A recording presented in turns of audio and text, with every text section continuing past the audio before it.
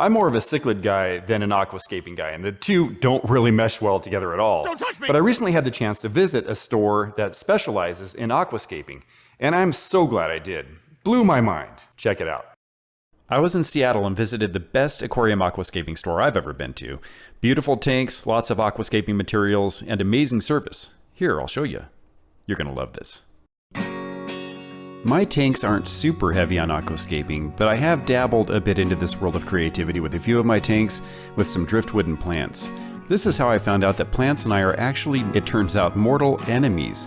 They hate me because they know I'll kill them no matter what I do. It's my job. And that's why I could actually hear the screams from inside Aquariums Inn, which is the shop in Seattle I was telling you about as I approached the door. The plants in there knew I was coming, and they weren't happy about it. And I can't blame them. And first thing as I entered the shop, I discovered some beautifully aquascape tanks right there at the entrance of the stairs. Check them out. The owner, Steve, who you'll meet in a minute or two, lets you know right away that this is a serious aquascaping store. If you're on the fence about getting into some beautifully scaped tanks, then these aquariums could push you over the edge for sure. A huge selection of rimless tanks awaits you at the top of the stairs. You'll notice most of the tanks in Aquariums Inn have scaping that actually rises out of the tanks into the air, which looks incredible, and these rimless tanks can help you achieve that look. Even though I'm not a rimless tank kind of guy, I did find myself tempted by this alluring display. Just before you enter the main display room for plants and fish for sale, this lovely tank catches your eye. It's bursting with life, both plants and fish. And Steve has an angelfish in here with some potential fin nippers, but the angel looks beautiful and stress-free. Perhaps the little tetras, and I think those are barbs. Excuse me if I don't know their names, I'm mostly a cichlid guy. Those tetras and barbs might be less nippy if they're in a tank like this, I'm thinking. Lots for them to do besides terrorize a beautiful angelfish. And some more tanks at the top of the stairs. Absolutely gorgeous. If these are my tanks, these plants would be a not so lovely shade of brown. The little fish in here are living the good life, and they know it. Now for the room with the fish and plants for sale. It's not a huge room, but it's a decent selection, and what they have is more well maintained than any of the tanks I've ever seen in a fish store. Let me just show you some of the fish and plants they have for sale in here. It'll be mostly tetras, barbs, cories, and plecos in this first one, and I noticed the prices seem pretty good. The fish look really healthy and happy, and notice how crystal clear the water is. They obviously take really good care of their tanks. The driftwood is for sale too, you just have to ask for a price. And there's a lot of driftwood in the back of the store and some bins that I'll show you in just a minute. The tank below that one has lots of angels, some unusual plecos, German rams, and some neons. And look how healthy those rams look. Rams can be one of the more difficult fish to take care of, but Steve apparently has it down. And this looks like the tiger pleco, either on break or working hard. They make terrible employees because you can just never tell. This one's loaded with beautiful plants for sale. I feel guilty just looking at them. I can tell they're nervous. There's also a guppy or two and these autosyncluses. They tend to work hard until fully mature and then they just retire and get fat and lazy. Mostly tetras and some bandit cichlids in this one. And once again, notice how clear the water is. You won't see any cloudy water anywhere in this store. And even more plants to kill. If he'd known I was coming, Steve probably would have thrown a safety blanket over these two tanks so I wouldn't intimidate the occupants. Phantom tetras are pretty cool. I had some with my angels, but they were a little nippy, so I rehomed them. And I love pearl gouramis. They're so clean and perfect looking. Great for perfectionist fish keepers. You will subscribe. Ding ding. Still lots of tanks in here, and some of them have apistogramma, like this one. Apistos are South American dwarf cichlids that have outrageous fins and colors. I have an apisto tank, but mine didn't fare very well. It turns out Steve is a big apisto guy, so I asked him about his apisto experience, and this is what he said. So here we have an apistogramma McMasteri, which I just bagged up for a customer. Apistogrammas are ideal cichlids for a planted aquarium. They really don't, mess with the aquascape, don't do any damage, very minimal digging, unlike a lot of the larger cichlids. And their behavior is so charming, so fascinating.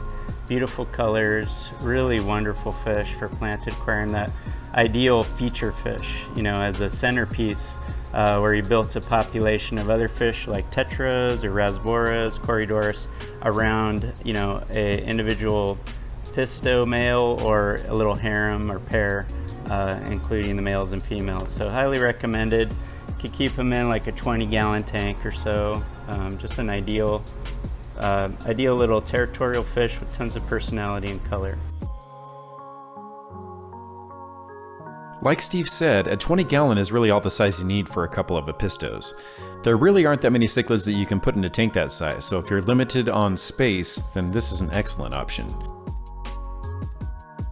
This here is a double red apisto. Great colors and an interestingly shaped tail fin, kind of in the shape of a diamond. Let's see if you can spot the skunk cory cat in this tank. Pretty cool looking. You'll also see another apistogramma, this time a fire red apisto. Some zebra acaras making an appearance in this one. And most people are more familiar with the electric blue acaras, but these can color up to be even more beautiful at maturity than they are. Don't see them around too much. Another unlabeled apisto here, but you'll also see a bandit cichlid just to the left of him. Bandits don't have a lot of color, so they're not one of my favorites, but they do have an interesting shape to them. Here's a closer look at the centerpiece display in the sale room.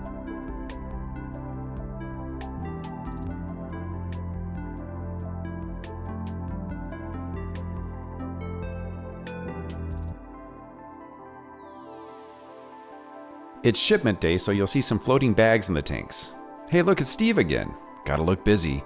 Oh wait, he's the owner, he can do whatever he wants. What do you know? Little shrimp doing shrimpy things.